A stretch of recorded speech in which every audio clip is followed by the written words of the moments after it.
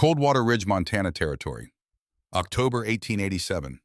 The air that morning carried the particular cruelty of a season not yet committed to its worst. It was cold enough to remind you it was coming, but not cold enough to prepare you for what that truly meant. The kind of cold that didn't bite, it whispered. Patient. Certain. The way a creditor waits outside a door he knows will eventually open. Inside the town hall, a single room smelling of pine resin and old ambition, the last act of a small drama was being performed. Not with ceremony, not with the weight that such moments deserved, but with something far more devastating than either the quiet carpeted efficiency of men who had already decided and were now simply announcing. Ara Voss stood beside her mother and held herself absolutely still. She was 17 years old, and she had learned early that stillness was its own kind of armor. Not the stillness of surrender, the stillness of a person who understands that the room is watching for weakness and has decided not to provide it. Her hands were at her sides. Her chin was level. Her dark eyes moved across the 5 men seated at the long table, the way her father had taught her to read a rock face, not looking at the surface, but at what the surface was telling you about everything underneath.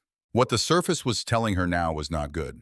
Helena Voss stood beside her daughter wrapped in a shawl that had been washed too many times and pressed too carefully that morning, which was the saddest kind of careful, the kind that knows it won't be enough, but does it anyway.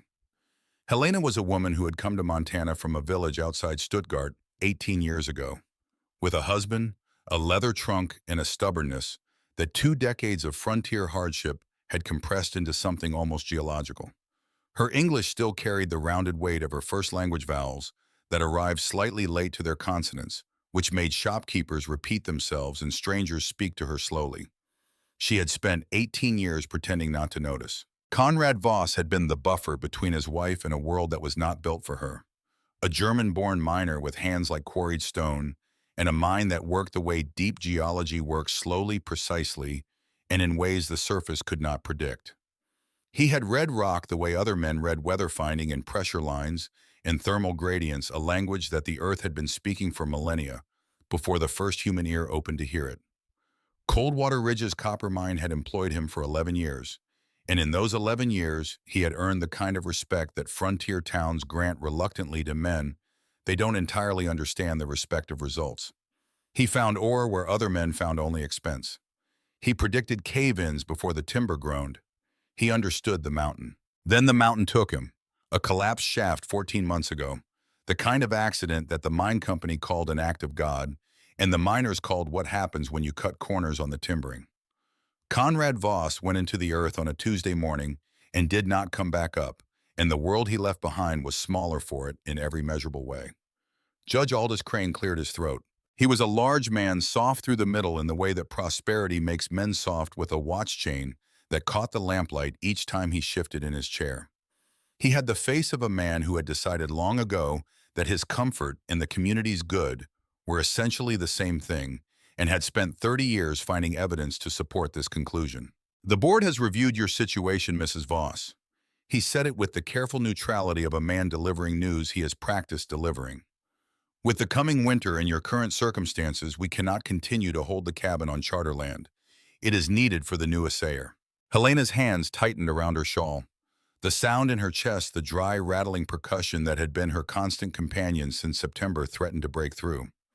She suppressed it with the discipline of a woman who has learned that coughing in public is another form of weakness she cannot afford to display. Ilara's eyes moved past Crane to the back row of benches. A young man sat there who did not belong to any board, who held no official position in this room, who had no stated reason to be present at a proceeding concerning the housing of a widow and her daughter. He was perhaps 20 years old, with the clean hands and new coat of someone who expected to inherit things. He was watching Judge Crane with the quiet attention of a person who already knows how a conversation ends. When Crane mentioned the cabin, the young man Foster Crane, the judge's nephew, though no one in this room would say that name aloud, gave the smallest possible nod of satisfaction. The cabin wasn't needed. It was wanted. And there was a difference between those two words wide enough to break a life across. "We are not without charity," Crane continued, and the men beside him arranged their faces into expressions of solemn generosity. He gestured toward a map pinned to the wall. "The board has deeded you a plot, 3 acres at the northern edge of the territory line. It is yours free and clear. Elara looked at the map. She knew the plot. Everyone in Coldwater Ridge knew the plot. They called it the Scarp, a steep north-facing slope of loose shale and wind-twisted juniper, worthless for timber, worthless for grazing with no water source, save the snowmelt that ran off it each spring in angry channel-cutting torrents before disappearing into the thirsty ground. Its only distinguishing feature was a shallow opening in the hillside near its upper edge, a dark fissure in the ancient rock that local children called Bear's Mouth, though no bear had ever been desperate enough to consider it shelter. It was not a gift. It was an eviction notice written on a deed, a death sentence dressed in the language of charity. They were being removed from the picture that Coldwater Ridge was building of itself, a prosperous picture, clean and forward-looking, and given a place to disappear where their disappearance would not trouble anyone's conscience. Elara stepped forward. The movement was small, barely perceptible, but it shifted the weight of the room. She took the deed from Crane's outstretched hand. Her calloused fingers did not tremble. She looked at the map, not at his face. "We thank you," she said. Her voice was steady, clear. It cut through the room's solemn theater and landed without ceremony. Then she turned and walked toward the door, and Helena walked with her, and the only sound was the creak of floorboards under their boots. She almost missed it. She was nearly at the door, her hand was on the frame. The gray October light was waiting for her on the other side, when a sound reached her that was barely a sound at all, more like a vibration. 5 words muttered from the direction of the long bench in the room's far corner, pitched precisely low enough that only someone within 3 feet would catch them. "Your father surveyed that hill." Elara stopped. She turned. In the corner on the long bench where he had apparently been sitting throughout the entire proceeding was a man she recognized as a fixture of this town, the way a fence post is a fixture, present unremarkable, looked past without being seen. Ezra Holt, 65 years old, retired from the mines after his knees gave out living in a cabin at the edge of town, appearing at meetings the way weather appears reliably without invitation and without anyone particularly caring. His wide-brimmed hat was pulled low. His eyes were closed or appeared to be.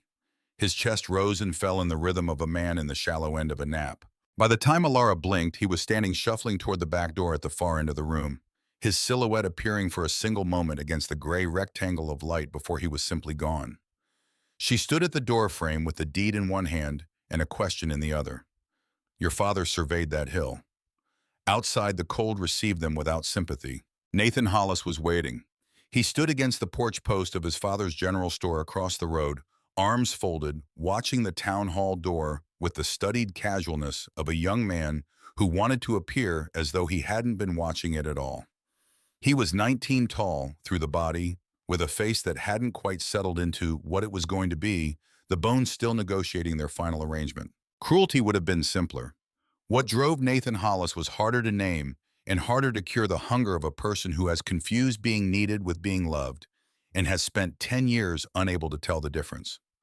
His mother had died when he was 9, lung sickness, the same wet rattle that now lived in Helena's chest, the same progression, the same geography of deterioration. His father, the elder Hollis, had never spoken of her again. He had taught his son one lesson through the silence in this town: you are either useful or you are invisible. Nathan had spent 10 years trying to be useful. He pushed off from the post as Elara and Helena walked past, falling into step beside them with the practiced ease of someone who had rehearsed this. "I heard about the council's decision," he said. "Listen, my father has a room behind the store. It's nothing fancy, but it's warm and dry. You could work the counter a few hours a day to cover the cost." He said it with an easy smile that did not quite reach the watchful place behind his eyes. Elara stopped walking. She looked at him for a moment, not unkindly, but without the softness he was waiting for. Then she looked at Nathan the way she had looked at the map on Crane's wall, reading the surface for what it was telling her about what lay beneath. What lay beneath was a 19-year-old boy who did not want to give them a room. He wanted to give them an obligation. He wanted to be necessary. And necessity, once established, has a way of becoming permanent. She saw something else, too, the way his eyes had moved to Helena when he spoke, the way they stalled there for just a beat too long. Helena coughed, then a brief, suppressed sound, and something shifted in Nathan's face. A shadow passing through. Something old and not entirely his to explain. "No," Elara said. "Just that. No explanation, No softening, no apology for the abruptness. She said it the way you close a door, not angrily, but completely. Nathan's smile held its shape, but the thing behind his eyes changed temperature. "Pride doesn't keep you warm," he said to her back. She did not turn around. Helena's hand found her daughter's arm and held it, and they walked together up the road that climbed out of the town's shallow valley toward the lodgepole pines and the town of Coldwater Ridge with its new lumber mill and its bright painted storefronts and its careful picture of itself fell away behind them. She was 14 again. Memory does not announce itself. It simply arrives pulled by some internal gravity of loss. And Alara was walking a mountain road in October, but also descending a mine shaft in July 3 years ago, following her father down the timbered throat of the earth. The shaft had gone at a steep angle braced with lodgepole beams that groaned under the mountain's patient weight. The air grew warmer as they descended, which had unsettled her the first time she had expected the deep earth to be cold. It was the opposite. At 200 feet, Conrad stopped. He turned off his lamp. The darkness was total. Not the darkness of a room with the curtains drawn or a road without a moon. This was the darkness that existed before the first human eye opened a living pressing thing that found the edges of her and did not stop there. "Don't be afraid," her father said, and his voice in that darkness had the particular quality of something entirely real, stripped of performance, stripped of the small adjustments people make when they know they're being seen. Just the man himself and his certainty. "Listen," he said. She listened. Not with her ears because there was nothing to hear. She listened with her skin. And slowly, not quickly, the earth does not work quickly, she felt it. Warmth, coming from the rock walls themselves, radiating outward with the slow generosity of something that had been storing it for a very long time. Conrad lit the lamp again. His eyes were bright in the way they got when the world had just confirmed something he'd suspected. "Down here," he said, "the temperature barely changes. Summer, winter, it doesn't matter. The surface is a liar, Alara. It screams with the heat and the cold. But down here, the earth tells the same story all year. A story of constancy." He paused, his hand on the rock wall, his expression turning inward. "That piece of land north of town," he said.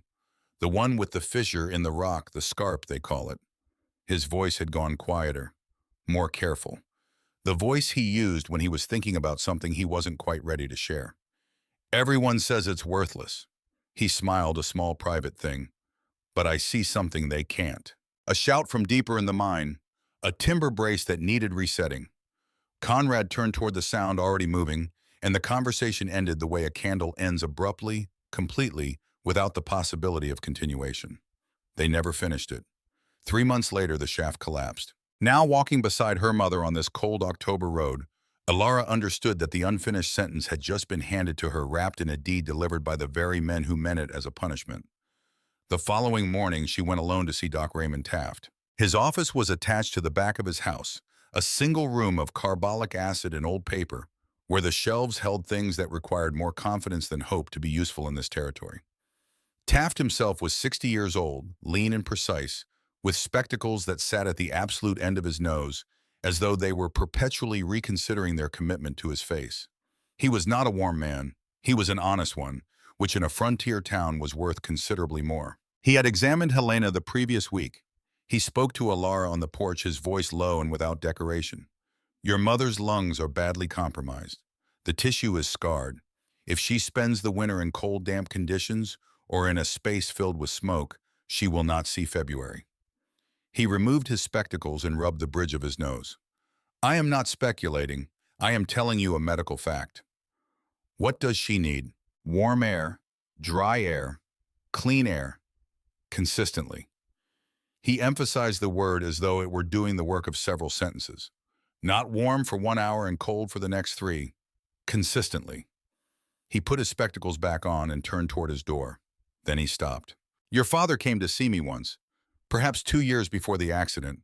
He wanted to know about mine air, specifically whether a person could live underground without respiratory damage over an extended period.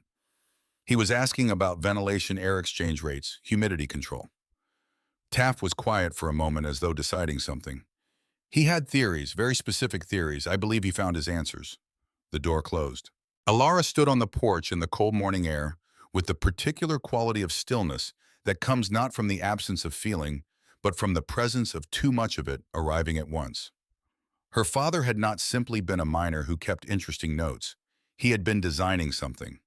The Scarp was not a worthless piece of land given to two women to die on. It was an inheritance she was only now receiving years late, delivered by men who had no idea what they were handing her. She went to the land that same afternoon, alone on foot, taking the path that wound upward through the last stands of timber and emerged onto the open slope. It was as hostile as she remembered. The ground was carpeted in loose shale that shifted and slid underfoot. The wind had a constant presence up here, not a passing thing, but a condition like gravity. The juniper trees were stunted and twisted, shaped by decades of arguing with weather they could not win against. And there was the cave, Bear's Mouth. The children's name was unkind but not inaccurate. It was a dark slit in a wall of ancient rock, perhaps 10 feet wide and 7 feet high at its tallest point. Thorny brambles clawed at the entrance. She pushed through them and stepped inside. The air changed immediately. Still, cool and damp and smelling of wet stone and deep time, the smell of things that have been undisturbed for a very long while. The light from the entrance fell away quickly, revealing a space that went back perhaps 30 feet, before narrowing into a crack too small to follow. She stood at the mouth of the cave and simply breathed. Then she did something her father had taught her to do in the mine when you wanted to understand a space before you judged it. She wet her finger and held it up. The faintest current of air moved across her skin, moving from the cave's interior toward the entrance. A slow exhalation, barely perceptible, driven by some temperature differential between the still air deep inside and the cooling air beyond. The cave was breathing. She was turning to leave, cataloging, not yet deciding when she saw it. On a flat rock, perhaps 6 feet from the cave entrance, arranged with a neatness that did not belong to the elements, a pickaxe, a short-handled shovel, an iron chisel.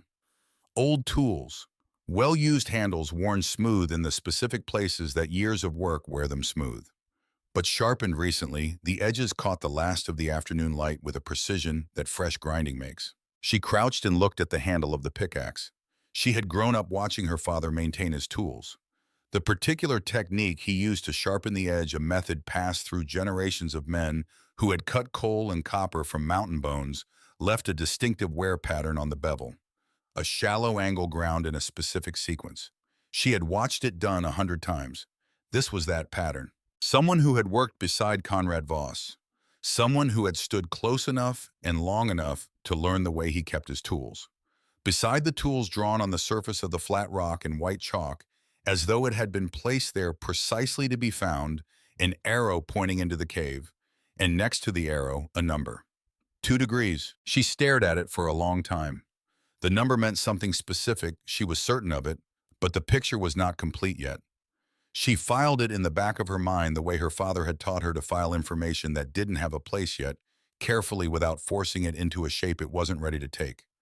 She picked up the pickaxe, felt its weight. For the first time since her father's death, she did not feel entirely alone on this hillside.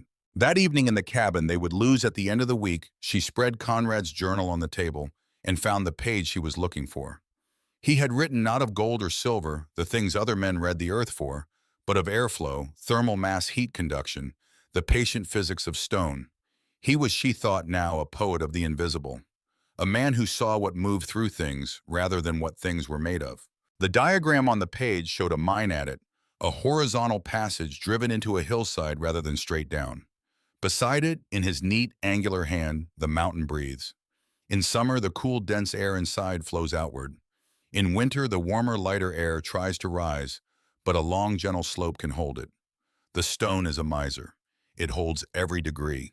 A fire at the mouth is waste. A fire deep inside with a long passage beneath the floor teaches the smoke where its heat belongs. She read it twice. Then she looked up at the dark window where the October night pressed against the glass, and for a long time, she simply thought. A fire. A long passage. 40 feet of stone-lined flue running beneath the cave floor. The heat surrendered to the rock rather than expelled into the sky. The rock becoming a thermal battery, slow to charge, slow to discharge, radiating its stored warmth for hours after the fire itself had died to coals. Not a fireplace, not a stove, something older than both. The plan arrived in her mind with the completeness that good ideas always have, not as a series of steps, but as a whole thing already finished waiting for her to catch up to it. She told her mother that night. Helena listened without interrupting, which was not her habit. She sat in the chair beside the stove, her shawl pulled to her chin, the candle casting the long shadows that candlelight always casts in small rooms, making everything both more present and more fragile than it is in daylight. When Alara finished, the silence that followed was not the silence of consideration. It was the silence of a specific deep fear that has been sleeping for a while and just been woken up. "You are talking like your father," Helena said. Her voice was quiet. There was something beneath it, not anger, but the hairline fracture of a woman who has already buried one person she loved and is being asked to watch the other walk toward the same kind of edge. "And your father died underground." The words landed the way they were meant to. Alara felt them. She did not dismiss them. "This isn't a mine, Mama. It's a home. It is a hole in the ground." Helena's voice rose slightly, and the rising brought a cough, and the cough brought a long half-minute of helpless rattling effort that left her pale and gray and hollowed out. When she could speak again, her eyes were wet. "I would rather die among people than alone in a dark cave." "You won't die. I'll make sure of it. Your father made promises too." The words hung in the air between them, sharp as broken glass, and neither of them tried to handle them. They sat in silence for a while. The candle wavered. The wind pressed against the cabin walls with the patience of something that knows it will eventually get through. Finally, Helena said, "Show me the journal." Alara pushed it across the table. Helena looked at the diagrams, her eyes moving over her husband's handwriting, over the neat angular letters of a man she had shared a life with, over the drawings of passages and slopes, and the careful notations in the margins. She could not parse the technical language, but she recognized the handwriting. She recognized the particular way he formed his letters, the crossbar through the sevens, the way they did it in the village where he'd grown up. Something moved in her face. "Give me until the 15th of November, she said. "If the cave is not livable by then, truly livable, warm and dry and safe, we go back to the town and we accept whatever is offered, whatever they offer." She looked at her daughter. "Even the Hollis boy." Alara opened her mouth and closed it. She understood what this cost her mother to say. She understood that it was not a negotiation about engineering or physics or the thermal properties of sandstone. It was a negotiation about trust. Helena was asking her daughter to prove that the voice of the man they had both loved, the voice that had designed this, that had seen something in the Scarp that no one else could see, could still be trusted to keep them alive. "Mid-November," Alara said. They slept, or tried to. In the dark, with her mother's breathing close beside her, the cough coming and going like a tide, Alara stared at the ceiling and let the doubt in. Not because she wanted to, but because the dark has its own honesty, and she was too tired to argue with it. What if the rock was wrong? What if the cave had problems her father hadn't foreseen? What if the flue drew wrong, or the thermal mass wasn't sufficient, or the grade was off, and the whole 40 feet of labor produced nothing but a cold stone room with a smoke problem? What if she was wrong? She reached for the journal on the crate beside her bed and opened it in the dark, by feel her fingers moving over the pages until they found the one. She wanted a page near the back where the ink felt slightly different under her fingertips, slightly blurred as though something wet had once fallen on it. She could not read it. She would not light the candle. But she held the page. She felt the places where her father's pen had pressed through to the paper, the slight relief of each letter, each number, each carefully drawn line. She did not know yet what that page said. She could not read it in the dark. But she held it, and she felt the weight of his attention, the hours he had given to this, and she made herself believe, not because she had proof, but because the alternative was to stop, and stopping was not available to her. The next morning they packed what they had into the handcart. It was the last day of September. 6 weeks remained until the 15th of November. Helena paused in the doorway of the cabin, just for a moment, just long enough to look back at the small room that had been theirs. Conrad's boots still sat beside the door. She had not been able to move them. She had tried twice. She could not make her hands do it. Alara did not look back. She was already calculating the angle of the first trench cut. When they passed the general store, Nathan Hollis was on the porch watching. He did not call out this time. He simply watched, arms crossed, his face arranged in an expression that he believed was sympathetic. But around the edges of it, in the set of his jaw, in the way his chin lifted slightly as they passed, There was the unmistakable quality of a man who fully expects to be proven right and has already begun to enjoy it. "When you can't take it anymore," he said just loud enough, "the store's always open." Helena's grip on her daughter's arm tightened. They kept walking. The road climbed. The lodgepole pines closed in on either side, then thinned, then gave way to the open slope of the Scarp, and the wind was waiting for them there, as it always was, as it always would be, patient and certain and utterly indifferent to what they intended. Elara set down the cart. She looked at the cave mouth, at the flat rock, with the chalk marking still visible, at the tools that had been left by a man whose name she had not yet confirmed, but whose loyalty to her father she could read in the care with which he had kept those edges sharp. She picked up the pickaxe. She felt the weight of it, the specific, well-distributed weight of a tool that had been used for a long time by someone who knew how to use it. The handle had been worn to the exact shape of the hands that had held it most. It fit hers differently, the way a path fits a different pair of feet, recognizably a path but not quite yours yet. She would make it hers. She carried it to the entrance of the cave, stepped inside and picked the spot, the first point of the line she had drawn in her mind, the beginning of the 40-foot passage that would run from this point to the chimney stack she would build at the far end of the slope. She measured the angle by eye, set her feet, raised the pickaxe. Helena, standing at the cave entrance with her shawl around her shoulders, began to hum. A German melody, something without a clear beginning or end, the kind of song that simply exists the way water exists, flowing and returning, neither starting nor finishing, just continuing. She hummed it while she unpacked the cart. She hummed it while she arranged their bedrolls against the cave wall. She hummed it while her daughter swung the pickaxe into the packed earth of the cave floor, and the impact rang up through the handle and into Alara's arms, and the sound of it filled the cave and bounced off the ancient stone and came back changed deeper, more resonant, as though the mountain itself had heard it and decided to listen. The first inch took 20 minutes. She had 5,279 more to go.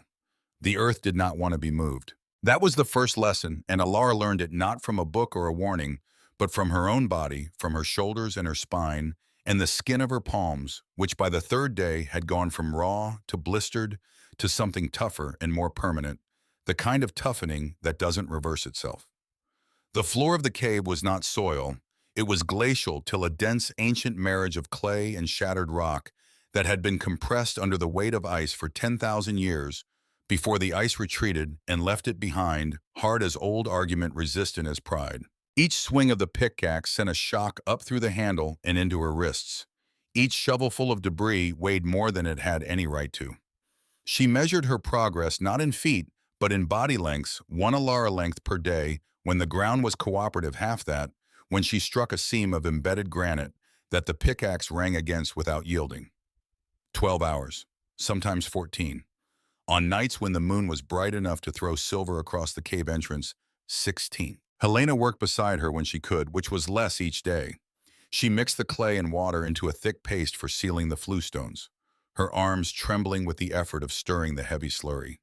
She gathered flat stones from the scree slope outside, testing each one by hand, pressing her thumb along the edge, feeling for the flatness that would allow 2 pieces to sit flush against each other. She rejected 3 stones for every one she kept. It was precise, invisible labor, the kind that leaves no monument but without which nothing stands.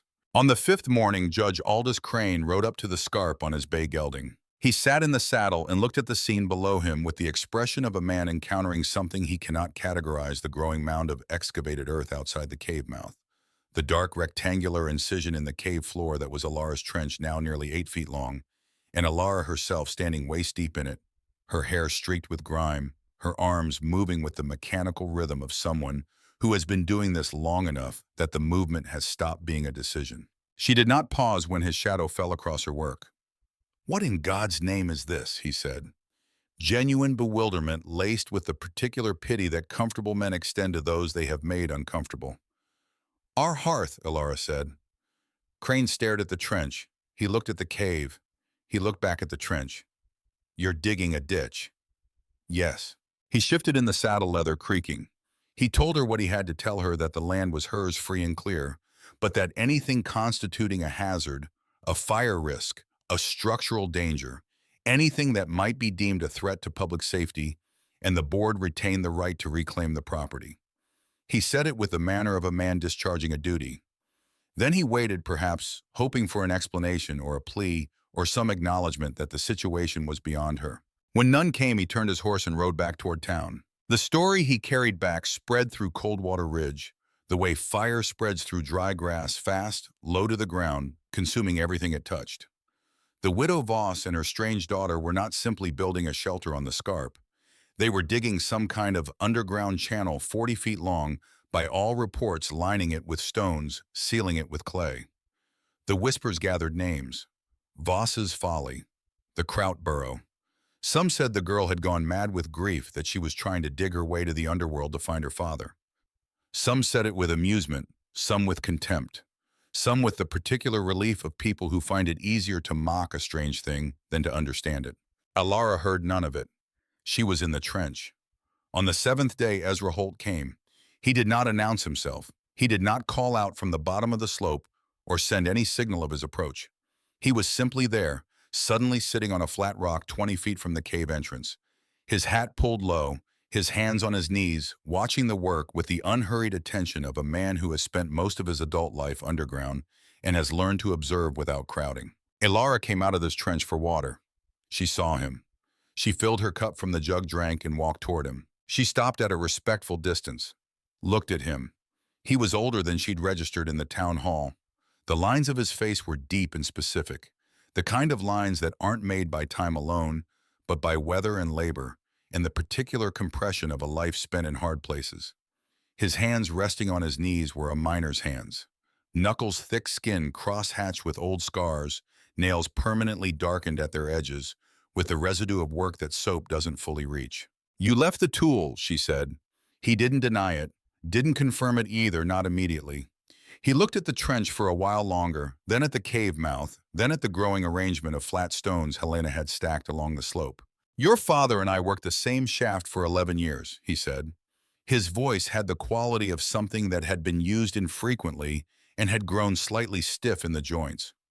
He was the best reader of rock I ever knew, better than men who'd been doing it twice as long. He didn't just see the geology, he understood it, the way it thought if stone can be said to think." Alara waited.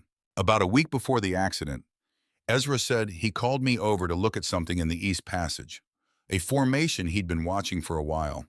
He broke off a piece sandstone red with dark shale running through it in thin layers. He put it in my hand and said, 'Hold on to this. It's the future.'" Ezra's jaw moved slightly as though working around the memory. "I didn't understand what he meant. I've been carrying it since." She looked at his coat pocket, at the slight weight at the bottom of it. The small rectangular bulge of a stone carried long enough to have reshaped the fabric around it. "Why didn't you come to us sooner?" she asked. "After he died. Why wait until the deed was already signed?" Ezra was quiet for long enough that she thought he might not answer. Then, "I owed your father a debt I didn't know how to pay." He said it simply, without embellishment, and offered nothing more. It was an answer, and not an answer true as far as it went, but not all the way to the bottom of the thing. She could see that. She filed it the same way she'd filed the chalk mark, and the tools carefully, without forcing it into a shape it wasn't ready for. Ezra stood, picked up the short-handled shovel he had apparently brought with him, and walked toward the cave entrance. At the threshold, he paused. "The grade matters more than the depth," he said without turning around. "Your father knew that. Underground water follows its own logic." Then he stepped inside and began to work. He didn't ask where to start. He looked at the trench, understood its trajectory, positioned himself at the far end of the completed section, and began extending it. He worked slowly, his knees didn't allow him much else, but with a precision that more than compensated for pace. Each strike of his shovel was purposeful. He wasted nothing. They worked in silence for 3 hours. It was not uncomfortable silence. It was the silence of two people who have found the same frequency. That afternoon, Willa Callaway appeared at the creek below the slope. Alara had come down to fill the water jug. She was standing in the shallows jug, submerged, when she became aware of someone on the far bank. A woman standing very still, holding a small bundle wrapped in cloth, wearing the expression of a deer that has wandered into a clearing and is not yet sure whether to stay or run. Willa Callaway was 35, with a round, open face that broadcast everything she felt, which was a disadvantage in a town that valued stoicism and an asset in a conversation where you needed to know if you were being told the truth. She held out the bundle without preamble. Wool yarn, a tin of lard, half a loaf it's from this morning. She spoke quickly, glancing over her shoulder toward the tree line. Merritt doesn't know I'm here. He'd be angry. Elara looked at the bundle. Her first instinct was refusal. She had spent the weeks since the town hall building a wall of self-reliance around herself and her mother, not out of pride exactly, but out of the understanding that in her current position, every obligation created was a vulnerability. Every favor accepted was a hand that might later expect to be shaken. But then she thought of Doc Taft's voice on his porch. Warm air, dry air, clean air, consistently. She thought of Helena's shawl threadbare at both elbows, worn to translucence at the shoulders. She thought of the cold that was coming, not the current cold, which was a suggestion, but the winter cold of Montana, which was a geological fact. She crossed the creek and took the bundle. Thank you, she said. Willa's face relaxed in a way that suggested she had been more nervous about this than she'd let on. I watch you from my kitchen window every day. Every morning before the light is full, you're already working. I've never seen anyone work like that, not even the men at the mine. Before she turned to leave, Willa's eyes moved past Elara to the ground near the rebuilt chimney stack at the far end of the slope. She looked at the boot prints pressed into the soft earth beside it, deep, deliberate impressions of someone who had stood there with purpose, and her expression shifted for just a moment. A small rearrangement that she did not explain. Then she was gone, moving quickly through the trees, a woman returning to the world of convention before it noticed she'd left. Elara stood at the edge of the creek with the bundle in her hands. Something in her that she had kept locked and frozen for the better part of 2 years shifted slightly. Not breaking, just moving. The way ice moves on a river in early spring before it breaks. A sound like rearranging. 4 days later, Merritt Callaway came. He came on foot, walking beside a mule-drawn cart loaded with Douglas fir, straight-grained, well-seasoned good wood by any measure. He had split and stacked it himself. He found Elara fitting capstones onto the first completed section of the flue, positioning each flat piece of sandstone with the patience of a watchmaker, pressing each joint to test the clay seal before moving to the next. Merritt Callaway was 52 years old and had built nearly every structure in Coldwater Ridge. The town hall, the church, the mill, 24 cabins that had stood through 15 Montana winters without losing a single roof beam. He was proud of this record, and he had earned the right to be. His hands were a craftsman's hands, scarred capable, the kind that understand wood the way a musician understands an instrument through years of intimate collaboration. He was also at his core a decent man, which was what made the next 20 minutes so difficult for both of them. He removed his hat when he addressed her. His voice was careful, measured, the voice of a man who believes he is preventing a tragedy. Miss Voss, I've come to help. He gestured at the lumber. I have enough here for a tight lean-to south-facing against the rock wall, where you'll get whatever sun this slope offers. It won't be large, but it'll be dry, and I can frame a proper fireplace, stone and mortar, with a chimney that draws correctly. It will keep you and your mother alive through the winter. Elara looked at the wood. She looked at the cart. She looked at this good, confident man who had walked 2 miles uphill to deliver salvation in the form of Douglas fir and 30 years of professional certainty. She looked at the care in his face. Thank you for the offer, Mr. Callaway. It is generous. He heard the word coming before she said it. But the ground will not steal the heat. It will hold it. Merritt frowned. The ground is a thief, Miss Voss. I've known this land my whole life. A horizontal flue without a proper vertical rise will kill the draw. You'll fill that cave with smoke and suffocate in your sleep. He paused. I have to tell you something. He told her about a family in the next valley. The winter of 1879. A man, his wife, their daughter, 6 years old. They had tried to live through winter in a shallow cave, built a fire inside for warmth. The smoke had nowhere to go. By morning, all 3 were dead. He had been the one called to carry them out. His voice changed when he said it. Dropped into a register that had nothing to do with professional authority and everything to do with the specific weight of a child's body in a grown man's arms. The little one was the same age as my Lily. Elara listened to every word. She did not dismiss his experience or the grief that still lived in it. When he finished, she knelt beside the completed section of the flue, struck a match, and lit a handful of dry juniper needles in the stone firebox at the trench's head. She said nothing. She simply waited. The smoke did not billow into the cave. It did not rise toward the ceiling and gather in the choking bank that Merritt was bracing for. Instead, it was pulled downward, drawn into the stone-lined trench, with a deep, resonant sound like the intake of a long breath. It moved through the passage and disappeared into the earth, traveling its 40-foot journey beneath the floor toward the chimney stack at the far end. Both of them watched it. Merritt stared for a long time. "That's just the wind," he said, but his voice was different now, less certain. "It's the temperature differential creating a natural draw. 40 feet of horizontal passage gives that draw more pull than any vertical chimney you've built." She looked up at him. "The hot gases are moving through the stone. The stone is absorbing the heat. By the time the smoke reaches the chimney, it will have surrendered most of what it carried." He held her gaze. He was searching for doubt in it, for the performance of confidence rather than the real thing. He found neither. What he found was simply a 17-year-old girl who had done the mathematics and was not afraid of the answer. "That's poetry," he said finally. "Not physics. You are putting your mother's life at risk on a theory. It's engineering, my father's engineering."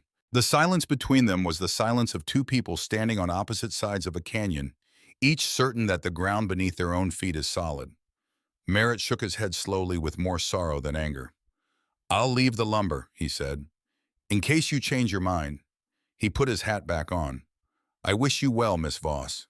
He turned and walked back down the slope toward the town, his silhouette steady and upright, a man returning to the world of plumb lines and right angles and the comfortable authority of doing things the way that has always worked. Ezra, who had watched from his position near the cave entrance, without a word, waited until Callaway was out of earshot. "He's not wrong to be afraid," Ezra said quietly. "He just doesn't know what your father knew." From inside the cave, Helena had heard everything. She came out now, her shawl tight, her face pale. She looked at the pile of lumber, then at her daughter. Alara saw it in her mother's eyes, the specific fear of a woman who has buried one person she loved and is watching the other walk close to a similar edge. Not anger, not disappointment. Fear marrow deep and entirely reasonable. "Perhaps take the wood," Helena said. "Build the lean-to, just in case." "I'll take the wood," Alara said, "but not for a lean-to. I'll use it to seal the cave mouth." Helena closed her eyes. When she opened them, something had shifted in her expression. Not confidence, something quieter than that. The decision to trust that in certain circumstances is indistinguishable from the decision to pray. She nodded. Then she went back inside to mix more clay. 3 weeks into the construction, Nathan Hollis came to the Scarp in the dark. It was past midnight. The moon was 3/4, and the slope was washed in cold silver, every loose stone throwing its small shadow. Nathan came with a bottle of whiskey that was mostly already inside him. He came without a plan, driven by something he could not name and would not have recognized if someone had named it for him. It was not hatred, it was the anguish of irrelevance. Ara Voss did not need him, did not want him, did not, as best he could tell, think of him at all, which was somehow worse than contempt, because contempt at least required your existence to be registered. She moved through the world with a self-containment that said more clearly than any words that she had everything she required. And in the economy of Nathan Hollis's sense of self-worth, being unnecessary was the same as being erased. He stood over the chimney stack at the far end of the trench. It had taken Alara 2 full days to build it, 3 feet of carefully selected and precisely stacked stone, each joint sealed with clay, mixed to the exact consistency Conrad's journal specified. She had built it with the same patient attention she brought to every part of this project. It was in its own way beautiful. Functional beauty, the kind that comes from total alignment between purpose and form. Nathan put his boot against it. The first kick was tentative, testing. The second was harder. The third was something else, an act of pure destruction that sent stones scattering and clay cracking, and 2 days of careful work collapsing into a pile of rubble in approximately 4 seconds. He stood over it, breathing hard, the whiskey bottle loose in his hand. He waited for satisfaction. It didn't come. What came instead was worse than anything he'd anticipated. A sudden hollow absence where the satisfaction should have been a silence inside him that was much louder than what he'd just created outside. He sat down on the rock beside the wreckage. He stayed there for a long time, not moving, looking at what his boot had made of what her hands had built. At some point during that sitting, the sound reached him, faint, muffled by the cave wall, but unmistakable in the night's quiet. Helena's cough. It came in its familiar pattern, three short, sharp contractions, a pause, then the longer rattle of something working loose from somewhere deep. He had last heard that particular sequence when he was 9 years old, sitting outside his mother's bedroom door, because he was not allowed inside, listening to the same sound, moving through the same progression.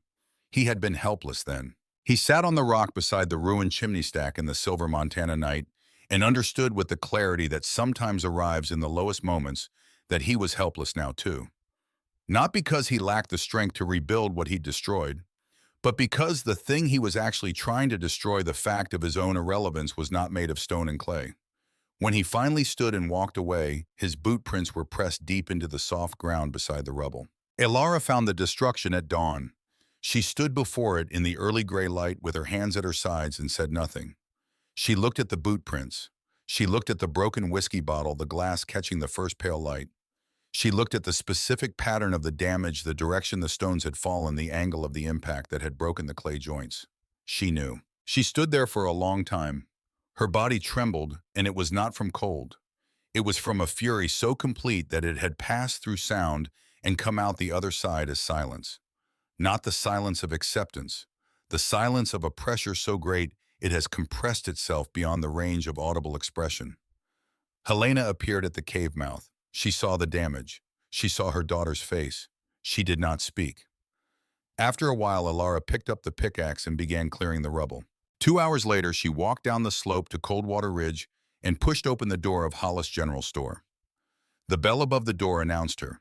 Nathan was behind the counter sorting nails into bins with the practiced efficiency of a man on familiar ground. When he saw her, something moved across his face, a complex sequence of emotions that lasted perhaps 2 seconds and resolved into a careful blankness. He had prepared himself for accusation, for tears, for the public naming of what he had done. "I need wire and hinges," Elara said. "I'll pay with labor, one day in your stockroom." Nathan blinked. He had rehearsed responses to several possible versions of this conversation. This was not one of them. "I thought you didn't need anyone," he said, and the words came out wrong, defensive when he'd meant them to sound casual. "I don't need charity. I'm buying supplies." He looked at her for a moment. She returned the look without heat, without accusation, without any of the anger she was certainly entitled to carry in her eyes. There was simply nothing there that referenced what had happened on the hillside. No signal, no coded message, no meaningful pause. Just a transaction. Just commerce. She spent the following day in the stockroom. 8 hours organizing shelves, sorting inventory, moving crates with the same methodical efficiency she brought to everything. Nathan found reasons to work near the stockroom door. He watched her through the gap. She never looked at him with accusation. She never looked at him at all in the way that counted. And this, more than any confrontation, more than any naming of the thing he had done, was what undid him. Because it said something he could not argue with. She had seen what he'd done, had understood something of why he'd done it, and had decided that he was not worth the energy of her rage. That he was in the final accounting, a minor problem to be managed rather than an adversary to be faced. He had never felt smaller. She rebuilt the chimney stack in 2 days. This time she set the foundation stones in a trench below grade, packing the base with the heaviest rocks from the slope. Stones that would require more than a boot, more than a motivated act of petty destruction. She worked with a focused efficiency that was different from before. Before she had been building. Now she was also defending. The distinction lived in her jaw and the set of her shoulders in the extra hours she spent checking every joint. Ezra watched without comment. He understood the difference. The crisis came 12 days before Helena's deadline. The final 5 feet of the trench, the section connecting the main flue run to the base of the rebuilt chimney stack, had seemed straightforward until Elara's pickaxe broke through into something unexpected. Not rock, not clay, not the compacted gravel she'd been working through for the past hour. Water. Not a rush, not a flood, just a quiet, insistent upwelling from somewhere below, a seep rising through the disturbed gravel with the patience of something that has been waiting a long time for this particular opening. Within an hour, 2 inches of groundwater stood in the bottom of the trench. She stared at it. She understood immediately what it meant. Water pooled in the flue would absorb the heat from the passing gases and convert it to steam rather than conducting it into the surrounding stone. The thermal transfer, the entire mechanism on which her father's design depended, would fail.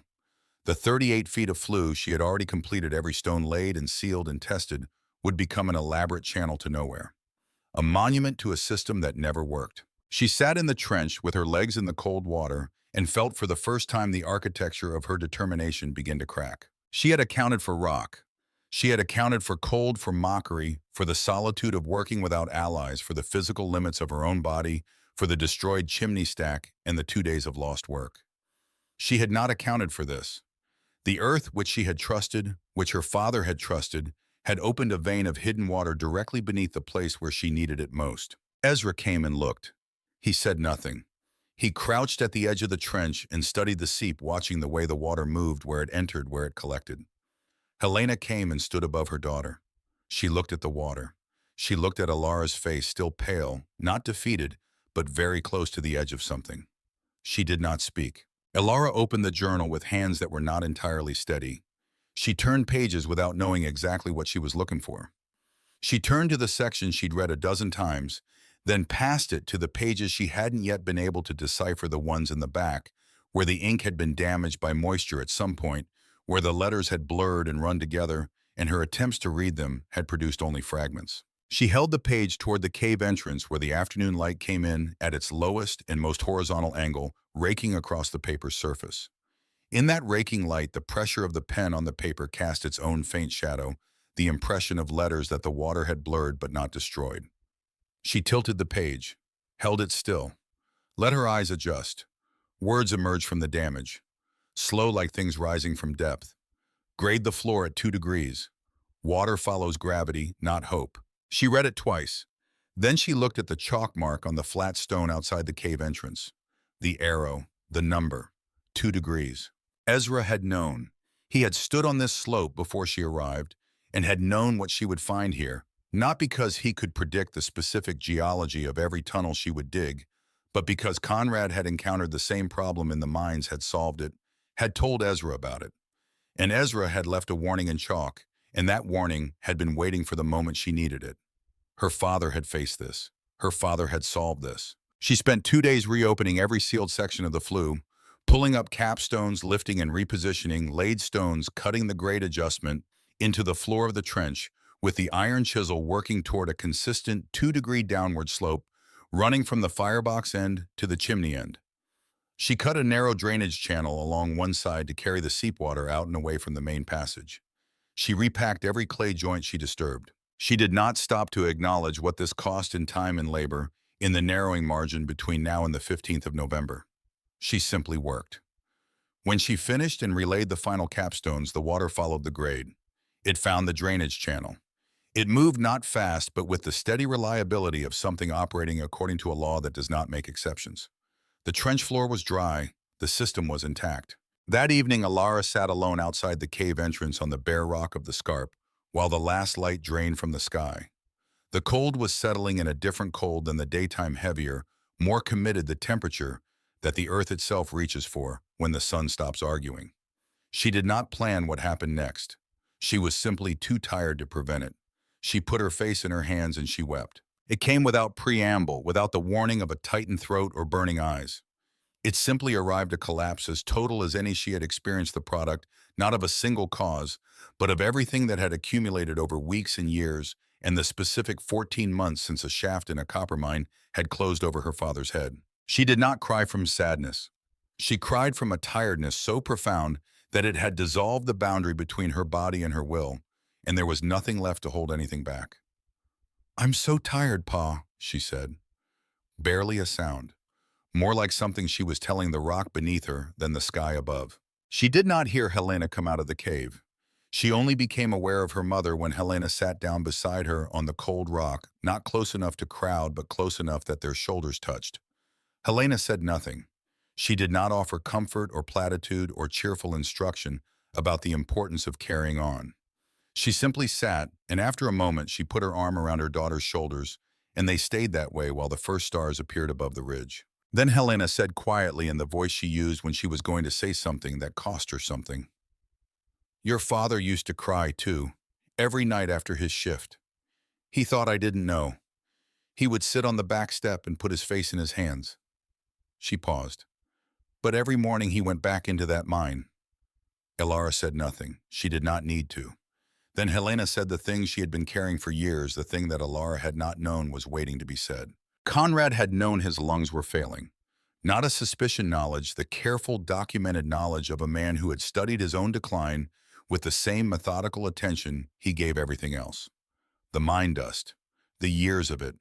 He had felt the change long before it became visible, and he had gone to Doc Taft quietly without telling Helena, and he had asked his questions and received his answers and come home and said nothing. Because he had a plan. He had been coming to the Scarp for 2 years before the accident, not casually, systematically. He had surveyed the geology, mapped the cave's internal dimensions, studied the sandstone formation beneath the floor. He had understood what the slope could hold and how the cave breathed, and what the specific combination of rock type and orientation and internal geometry made possible. He had done the calculations, drawn the diagrams, filled the pages that Elara now carried. He had been building a home for his wife, a home where the air was clean and warm and the dust of the mines could not reach her. A home designed to keep her lungs safe after he was gone, because he had understood with the clear-eyed practicality of a man reading his own geological formation that he would be gone before he was finished. He wasn't building a house, Helena said. Her voice was very quiet. He was keeping a promise he made to himself, to keep me alive after he couldn't. She looked at her daughter. He never got to keep it. A long silence. But you kept it, Helena said. You are keeping it. Elara looked at the journal in her lap, the pages she knew almost by memory.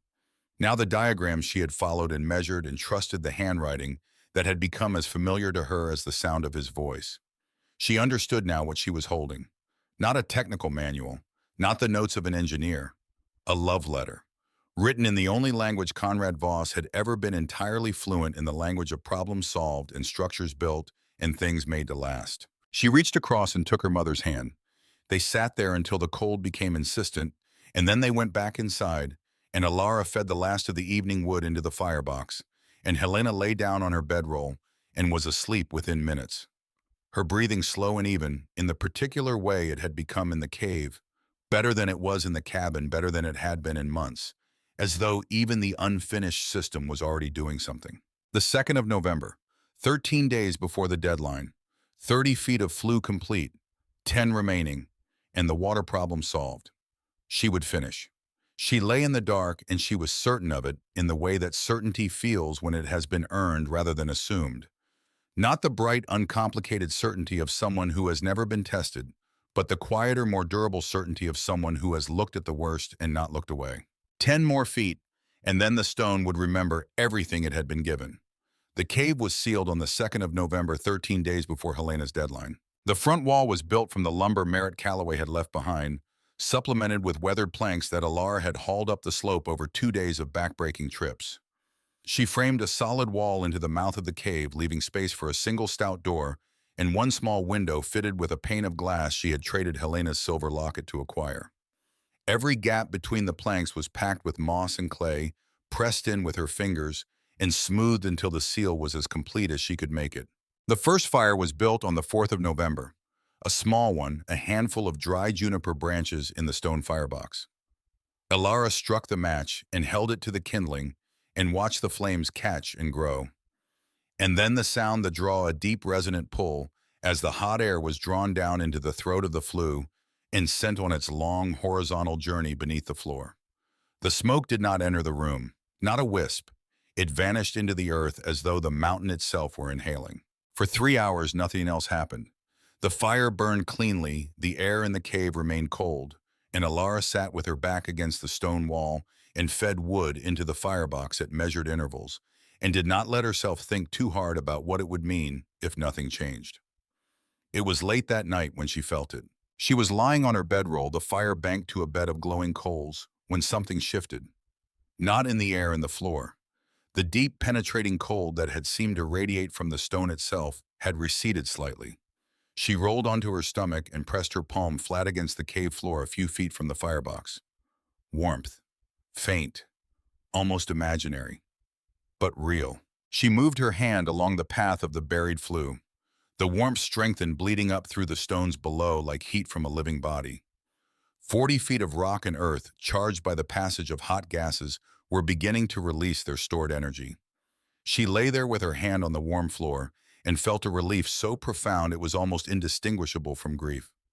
It was the feeling of a person who has been holding their breath for 6 weeks and finally exhales. She looked at her mother. Helena was asleep. Her breathing was even steady clear. No cough. For the first time in months, no cough.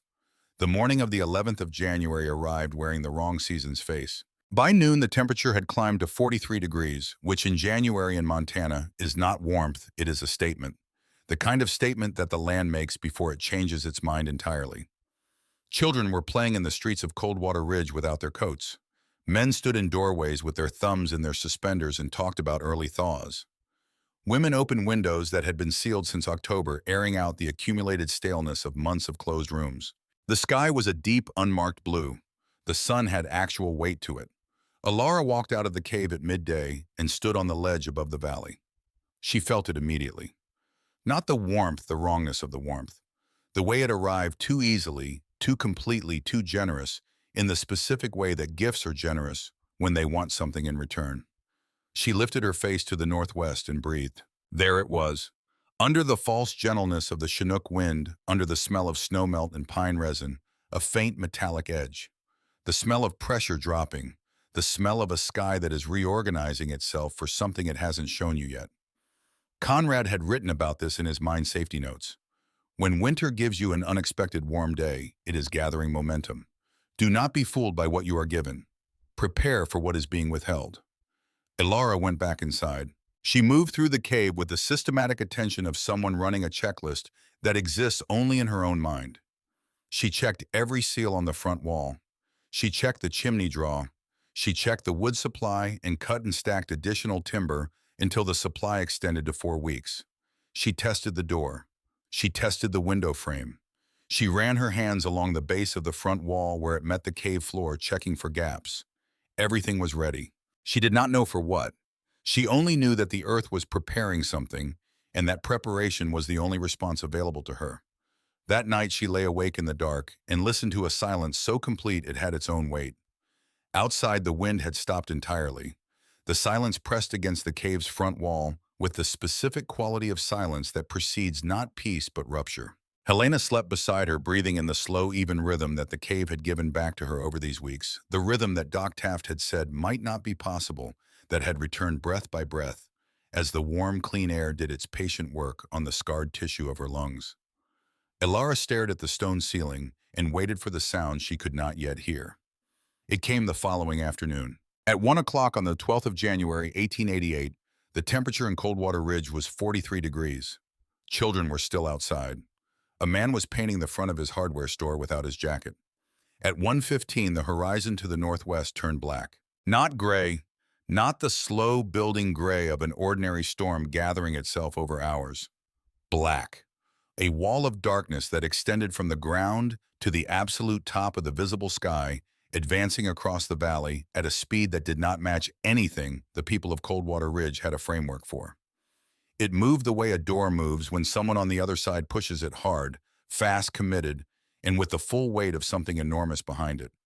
The wind arrived before the snow did. It came as a physical force, not a gust, not a sustained blow, but a single continuous impact that knocked a man off his ladder and tore the sign from the front of the feed store and sent it spinning into the street. The temperature dropped 20 degrees in 5 minutes. Then it kept dropping. The snow arrived not as individual flakes, but as a solid white mass, a blizzard so dense that visibility collapsed to nothing. Within seconds, a man standing on the main street of Coldwater Ridge could not see the building directly across from him. History would remember this as the school children's blizzard of 1888. The name came from the dozens of children across the northern plains who were caught outside when the storm arrived without warning. In the middle of what had felt like a spring afternoon, children who had walked to school that morning without winter coats because the morning had felt like a gift, and who now found themselves in conditions that experienced frontiersmen did not survive. In Merritt Callaway's home, the finest cabin in Coldwater Ridge, built with the best lumber, in the most skilled hands, in the deepest understanding of Montana winters, that 30 years of construction work could provide, the storm found the weaknesses that good carpentry cannot cure. The wind drove through the log walls, carrying a fine, penetrating dust of snow that settled on furniture and skin alike. The great stone fireplace, Merritt's masterwork, the centerpiece of the home he was most proud of, consumed logs at a rate that turned his carefully accumulated winter supply into a diminishing monument to inadequacy. He fed it 3 logs at a time. The flames roared and leaped. 10 feet from that roaring fire, the temperature was below freezing. Owen lay on the cot they had pulled closest to the hearth, wrapped in every blanket the house contained. He had been feverish since morning, a childhood illness that under ordinary circumstances would have been managed with broth and rest and 3 or 4 days of careful attention. But the cold had found the fever and amplified it into something dangerous. His breathing was shallow and rapid, a sound that made Willa's hands tremble every time she wrung out another cloth and pressed it to his forehead. Lily sat beside her brother, holding his hand with the solemn concentration of a 7-year-old who understands that something is wrong but has not yet been given the vocabulary to describe how wrong. Merritt stood at the woodpile in the corner of the room and did the calculation that he had been avoiding for the past 2 hours. At their current rate of burning, they had enough to last through the night, perhaps into tomorrow morning. After that, he would begin on the furniture. After the furniture, the floorboards. After the floorboards, there was nothing left to burn, and nothing left to burn meant something he was not willing to finish that sentence. He looked at his wife. Willa was watching him with an expression he had not seen on her face in 32 years of marriage, the look of a woman who has arrived through the slow arithmetic of a deteriorating situation at a conclusion she cannot speak aloud. He had built this house. He had built the fireplace. He had spent 20 years perfecting a method of construction that was at this precise moment failing to keep his children alive. In the general store at the center of town, Nathan Hollis was feeding wooden display racks into the pot-bellied stove one at a time, watching the brief flares of heat they produced get swallowed by the cold within seconds. His father, Garrett Hollis, 61 years old, a man who had spent 4 decades building a store that smelled of tobacco and order, sat in the chair by the stove with a blanket over his shoulders and coughed. It was a deep, wet sound. It came from the same place in the chest that sounds come from when they have been living there for a while. Nathan had heard that sound before. He had last heard it when he was 9 years old. He stood in his father's store with a broken piece of display rack in his hand and felt something go very still inside him. The kind of stillness that arrives not as peace but as sudden clarifying terror. The stillness of a person who has just understood that a thing they have been afraid of for 20 years has arrived and is standing in the same room. He thought about the hill. He thought about the warmth he had felt through the soles of his boots that night standing over the buried flue. That deep, sourceless, patient warmth rising from the earth itself. He had felt it. He had known even then, even with the whiskey and the wounded pride he had known, that what she was building worked. He put the broken rack into the stove and looked at the window where the snow pressed against the glass in a solid moving mass. And for the first time in months, he looked toward the hill north of town with something other than contempt. In the cave on the Scarp, Ara sat at the small table she had built from scrap lumber and mended a tear in her dress by the light of a single candle. The journal lay open beside her, not for reference tonight, but for company. Helena sat across from her knitting with the wool Willa Callaway had brought in October, her needles moving in a rhythm as steady and reliable as a heartbeat. The fire in the firebox was a modest thing, a handful of juniper branches feeding a bed of coals, more suggestion than blaze. But the floor beneath their feet was warm. Not warm the way a room is warm when you're standing close to a fire, warm the way the earth is warm when it has been storing heat for long enough that the heat has become part of the stone itself, even constant, coming from everywhere at once. The storm outside was a sound, distant, muffled by tons of rock and earth reduced to a low sustained roar that had been present long enough to become atmospheric. Something you stopped registering the same way you stopped registering the sound of a river when you've lived beside one long enough. The candle flame did not waver. Helena looked up from her knitting. "It sounds angry out there." "Yes," Ara said. "Are you worried?" Ara set down her mending. She listened to the storm's muffled voice, felt the warm floor under her feet, looked at the solid wall of rock that enclosed them on 3 sides, and the well-sealed wooden wall that closed the 4th. She thought about the 40 feet of stone passage beneath them, fully charged now, with weeks of accumulated heat radiating it upward through the floor, with the slow, inexhaustible generosity of a thing that has been trusted with something and intends to keep faith with it. "No," she said, and she meant it completely. The blizzard raged for 3 days. On the morning of the 2nd day, Merritt Callaway called what passed for an emergency meeting in the town hall, which was by then as cold inside as out, the men standing rather than sitting because the benches had become instruments of hypothermia. He spoke about organizing a logging party to the southern forest. He could hear, even as the words left his mouth, the impossibility of what he was proposing. The snow was chest-deep on flat ground and still falling. The forest was 2 miles away. They would lose men in the attempt before they cut a single tree. From the bench in the far corner of the room, Ezra Holt stood up. The men nearest him stepped back slightly, as startled as if the bench itself had decided to speak. Ezra had not stood at a town meeting in years. He was not a man people thought of as present, exactly, more as a feature of the landscape, like the mountain visible through the window, noted but not consulted. "There is one place in this valley that may still be warm," he said. The room went very quiet. Everyone knew where he meant. The months of Mockery had made the location specific, in the contempt precise. Voss's Folly, the Kraut burrow, the hole in the hill where the strange girl and her sick mother were almost certainly already dead. Judge Crane spoke first. "They can't have survived. It's a cave." "The girl is alive," Ezra said. His voice carried the flat, unargued certainty of a man reporting a geological fact. "Conrad Voss knew how to live inside stone. His daughter knows it too. I have seen what she built." He looked around the room at the frozen, desperate faces of men who had spent months mocking a 17-year-old girl and were now being asked to go to her for salvation. "I'm going. Callaway, are you coming or not?" Merritt Callaway did not hesitate. He was already moving toward the door. The journey from town to the Scarp was the hardest 2 miles Merritt had walked in his life. The snow reached his chest in the open sections, and breaking a path through it required throwing his full body weight forward with each step, and then dragging himself through the channel he'd created. Ezra moved more slowly, but with the mechanical patience of a man who had spent 30 years doing hard things in dark places, who had learned to allocate effort rather than spend it to work within his body's limits rather than against them. Merritt fell the first time at the tree line. He went down face first and lay there for a moment with the cold pressing against him from every surface, and felt distantly, dangerously, the seductive simplicity of not getting up, of letting the white have him, of being finished with the arithmetic of this situation and all its impossible calculations. Ezra's hand closed around the back of his collar. The old man hauled him upright with a strength that seemed to come not from his body, but from some reserve deeper than muscle, the reserve that keeps a man swinging a pickaxe at the end of a 12-hour shift, the reserve that has nothing to do with physical capacity and everything to do with what you have decided you are not willing to accept. "Not yet," Ezra said. They moved on. Then Merritt saw it, a shimmer in the cold air above a small stone column barely visible above the snow surface at the far end of the slope. Not smoke, not exactly. A wavering in the light above the chimney stack, the way heat makes summer air move over a hot road. Spent gases almost entirely stripped of their thermal content after 40 feet of underground passage rising in a barely visible thread from the earth.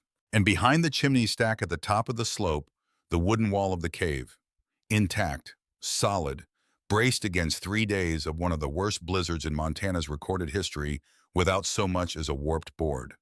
And in the small window set into that wall, warm light, steady and golden, and completely indifferent to the chaos outside. Merritt reached the door. His hand inside its frozen glove barely responded when he tried to make a fist to knock. He managed it. 3 times. The door opened inward. The warmth came out to meet him before he could step inside. Not the sharp directional heat of a fireplace. Not the dry metallic blast of a stove. Something deeper and more even, a warmth that seemed to emanate from the floor and the walls and the air simultaneously, as though the entire structure were the source of it rather than any single point. It moved against his frozen face like something alive. Alara stood in the doorway wearing a simple dress and no shawl, her hands unhurried at her sides. The cave behind her was lit and warm and arranged with the quiet order of a place that has been lived in carefully. The table, the shelves, the bedrolls, the small firebox where a modest fire breathed its heat downward into the earth.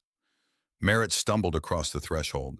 He stood in the center of the cave and turned slowly, his mind working to reconcile what his senses were reporting with everything he knew about shelter and heat and the correct ways of keeping a human body alive through a Montana winter. He pulled off his gloves.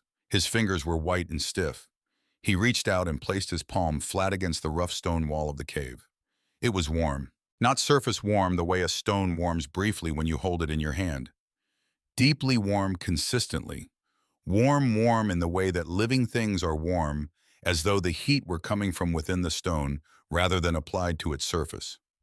He held his hand there for a long time. In that single tactile moment in the space between his palm and the warm mountain rock, something gave way in Merritt Callaway. Not violently, not with the drama of a structure failing. Quietly, the way certainty gives way when confronted with evidence it cannot incorporate, not falling so much as rearranging the foundation, shifting to accommodate a fact that the original design had not accounted for. He had built containers, boxes that kept the weather out and let the heat escape and required constant exhausting fuel to maintain the gap between survival and the alternative. This girl, this child he had pitied and cautioned and tried to save with his Douglas fir and his 30 years of professional experience, had built something that worked with the earth rather than against it, something that understood the mountain instead of simply sitting on top of it. Ezra had already found his corner. The old man sat on the warm floor with his back against the stone wall and his eyes closed, and the expression on his weathered face was the expression of a person who has come home to a place they have never physically been before. Merritt turned to Alara. The words caught somewhere between his chest and his throat. He had spent weeks certain that she was wrong. He had told her so. He had left her with his lumber and his pity and the professional judgment that her plan would kill her mother, and he had walked away feeling that he had discharged his responsibility to the truth. "My boy is sick," he said. His voice had lost its professional register entirely. It was just a man's voice. "We have no more wood." Alara looked at him. She did not look at him the way a person looks at someone who has been proven wrong. She did not reach for the moment. She saw only what she had always seen when she looked at another person's extremity, something that required a response. "Bring your family here," she said. "There is room and it is warm." She loaded her small sled with wood from her own supply enough to build a fire in the Callaway cabin, for the journey enough to get Owen through the move without the cold finding the fever's opening. Merritt took the sled rope. He turned toward the door. Stopped. Did not turn around.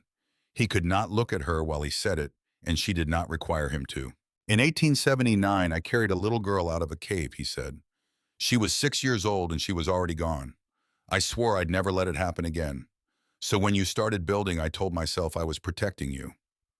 A silence that had weight in it. But I was protecting myself. From being wrong about everything I'd built my life on. From having to admit that a 17-year-old girl understood something about the earth that I had missed in 52 years of working with it. His voice dropped further. "You were right. About all of it. I was too proud to see it until my boy was burning up and I had nothing left to burn." He went out into the storm. The Callaway family arrived that evening. Willa first pushing through the door with Owen in her arms and Lily pressed close against her side. The boy limp and flushed his breathing, the shallow, rapid sound that had been keeping Willa awake for 2 days. Lily looked around the cave with the direct, uncomplicated assessment of a 7-year-old encountering something entirely new. "It's warm in here, Mama," she said, "like a bear."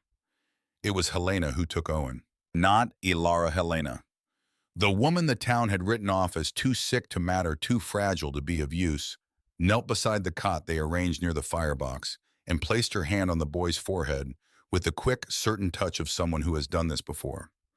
Not as a doctor, as a woman who had spent years learning the specific vocabulary of fever and what it required. She heated water, she wrung cloths and laid them across the boy's chest. She sang something old in German, a melody that had no direct translation into English because it had never needed one. A song that existed in the register below language, where the body simply hears and responds. Owen stopped thrashing. His hand found the edge of the warm cloth and held it. Willa sat across from Helena and watched this woman whose language she didn't speak, whose country she'd never seen, hold her son back from the edge of something. At some point in the night, without planning it or deciding it, she reached across and took Helena's free hand. Helena did not stop singing. She held Willa's hand and smoothed the boy's hair and sang the old words. And neither woman needed to speak, because what was happening between them was already complete. 2 mothers, the universal grammar, the oldest possible conversation. More families came through the next day, guided by Merritt, who made the journey from town 3 times through the snow. By the second night, the cave held 14 people. It was crowded. It was uncomfortable in the specific ways that shared space is uncomfortable. But it was warm, and everyone in it was alive. On the third day, Nathan Hollis appeared. He came alone. No announcement. He stood in the doorway with the look of a man who has been through something interior, the kind of passage that changes the geography of a face. He was thinner than he had been. His eyes, which had always had a quality of watchful calculation, were simply tired now. The room noticed him. Several people in it knew what he had said about the cave in the months of its construction. Elara looked at him from across the crowded cave. She read his face the way her father had taught her to read stone, not the surface but the stresses beneath it. She saw a 19-year-old boy who had organized his entire sense of worth around being needed and had constructed that need through a kind of subtle coercion. She saw the shape that his mother's death had left in him. She saw the broken chimney stack rebuilt and buried, and she chose in that moment to leave it there. She stepped to the side and opened the door wider. "Come in," she said. "Is your father all right?" Nathan's mouth opened, closed. He stepped across the threshold, and when his feet met the warm floor, something in his legs gave way. He sat down hard against the wall, and his shoulders shook. The tears came without sound, the way they come from people who have spent so long performing strength that they have forgotten the mechanics of release. Willa Callaway, watching from across the cave, looked down at the soles of Nathan's boots. She studied them for a moment, the tread, the wear pattern, the dried mud pressed into specific angles. Then she looked at Elara. Elara met her gaze and gave the smallest possible movement of her head. Willa understood. She looked away. Some debts are not paid in confession. Some are paid in the slow, wordless labor of becoming different from what you were. When Nathan could speak, Elara said, "Tomorrow morning go back for your father. I'll give you wood for the trip." He looked at her. "Why?" "Because you are cold," she said. And that was all. Nathan left before first light, pulling a sled loaded with firewood through snow that reached his chest. The cold was extraordinary, the kind that goes through clothing as though it isn't there, and begins its work on the body directly. He fell 3 times in the first quarter mile. The third time he lay in the snow for a moment and felt the cold pressing against him from every direction. He got up. He reached the store. He loaded his father onto the sled, wrapped the old man in every blanket they had, and pulled him back up the hill to the cave. 4 hours. By the time he arrived, his hands were bleeding inside his gloves, and he was past the point of feeling them. It was the first honest thing Nathan Hollis had ever done.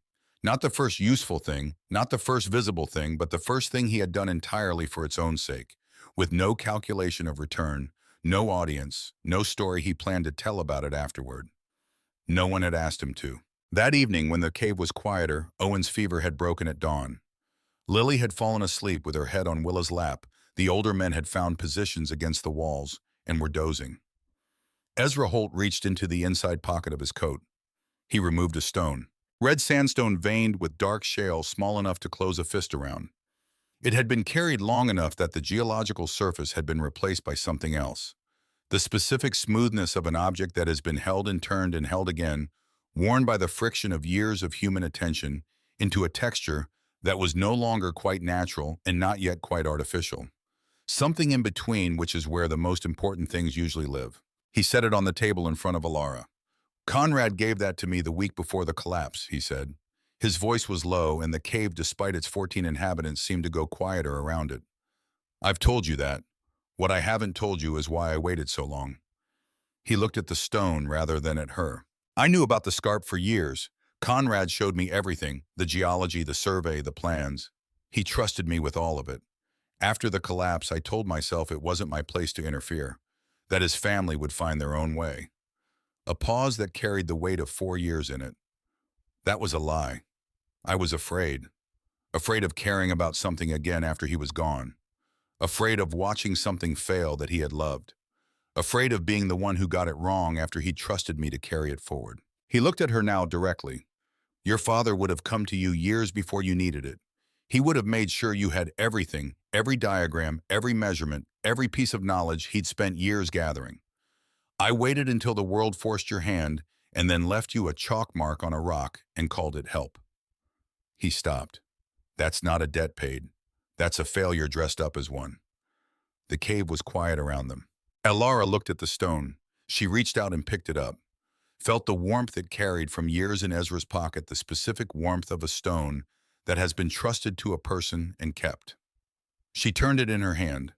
The sandstone and the shale, the two materials her father had cataloged as ideal for thermal masonry, the two materials that formed the floor of the cave beneath their feet, radiating their accumulated heat upward into the room where 14 people were alive because of what he had understood and she had built. She held the stone for a long time. "He trusted you with it," she finally said. "You brought it here. You came when it mattered." She set the stone on the table between them.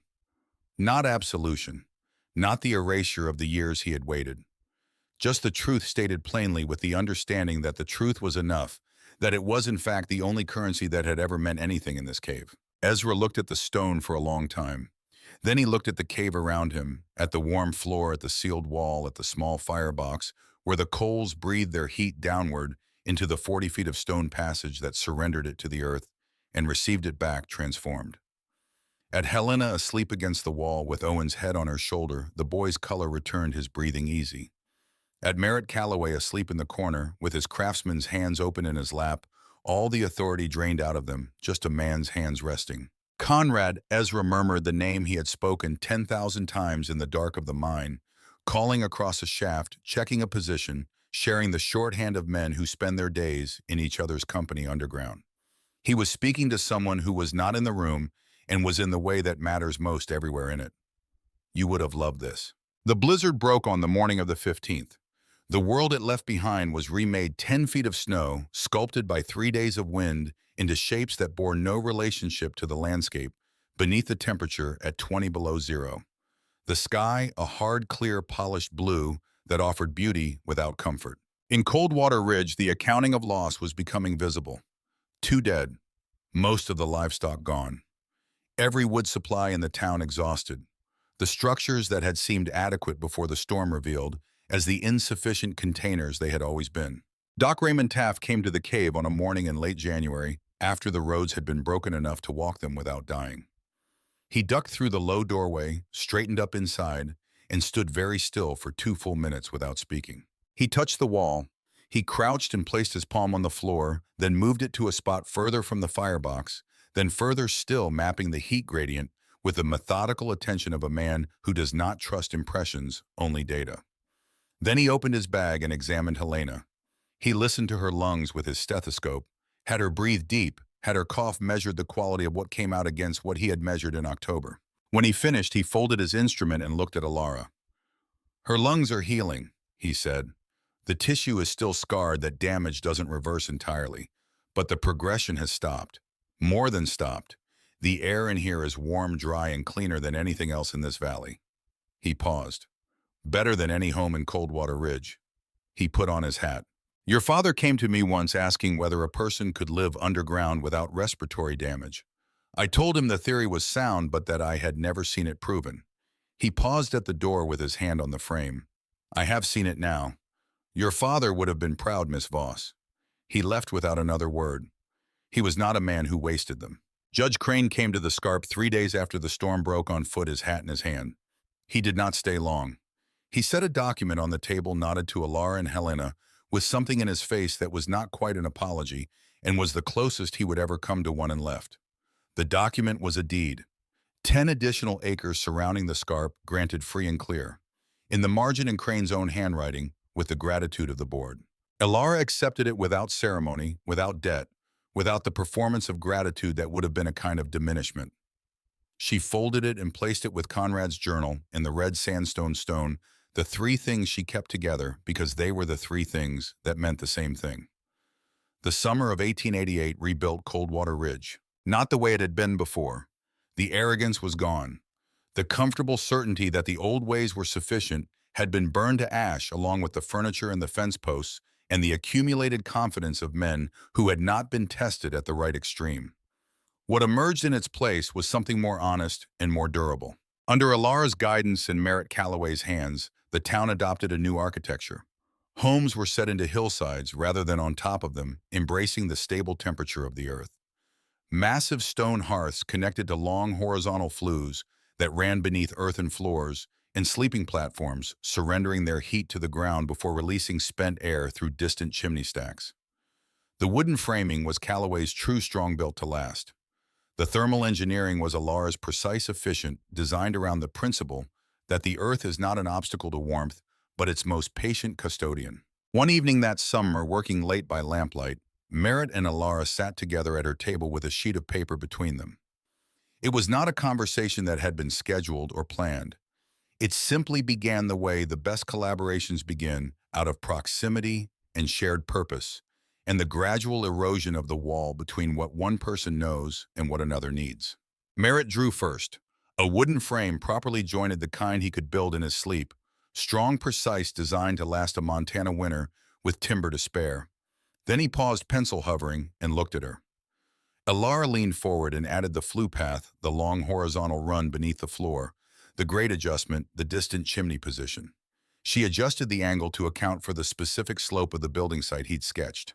Merritt studied the addition. He picked up the pencil and modified the foundation to accommodate the underground passage, reinforcing the points where the two systems met. Alara nodded. He nodded. It was not her invention or his.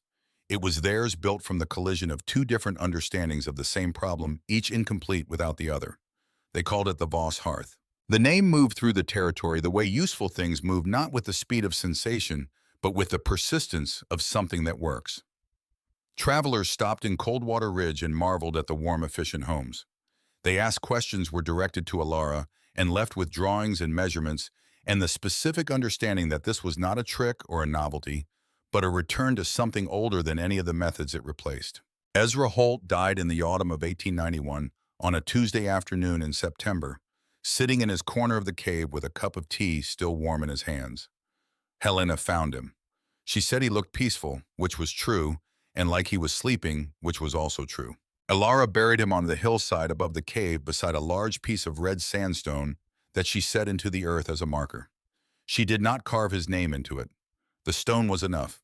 He had spent 4 years sitting on a warm floor with a cup of tea and the quiet satisfaction of a man who has finally paid what he owed in the only currency that could actually settle the debt.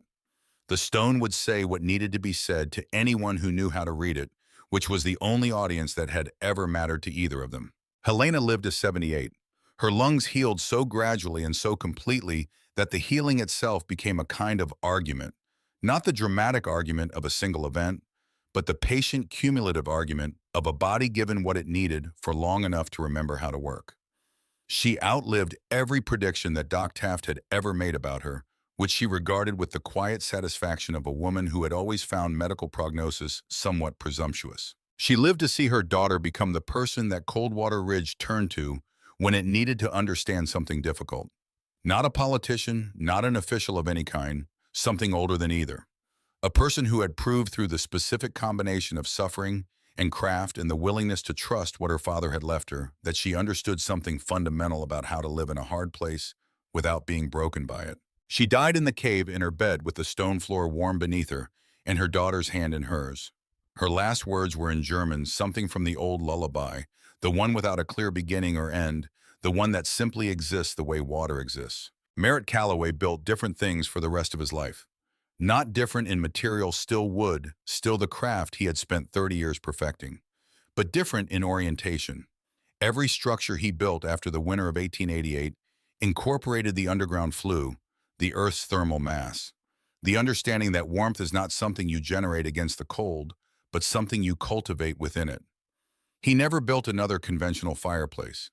He told people when they asked that he had been corrected by someone who knew more than he did, which was the most honest thing a craftsman can say and the rarest. Nathan Hollis ran this general store quietly and well for the rest of his life.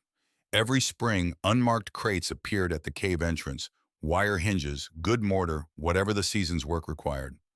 No invoice, no note, no acknowledgement expected or offered. Alara used the materials without comment. It was a conversation conducted entirely in the language of actions, which was the only language Nathan had ever been fully fluent in, and it said everything that needed saying between two people who understood each other well enough not to need words. Years after, a traveler passing through Coldwater Ridge stopped at the general store for supplies. The man behind the counter was lean and watchful, with the steady eyes of someone who has learned at considerable cost the difference between being needed and being useful. He organized his shelves with a care that bordered on devotion.